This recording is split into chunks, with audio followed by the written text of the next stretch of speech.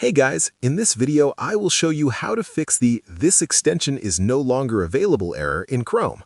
Alright, let's begin. First, click the search box in the taskbar and open Registry Editor. Once open, click on Computer, then H-key Current User, then Software, and scroll down and click on Policies.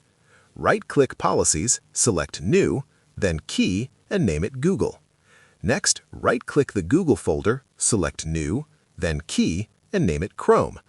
Now, right-click the Chrome folder, select New, then DWORD 32-bit value, and rename it Extension Manifest v2 Availability.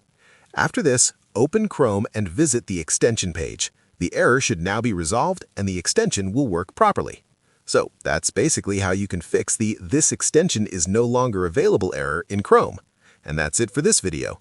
If you find this helpful, consider subscribing and giving this a big thumbs up. Thanks!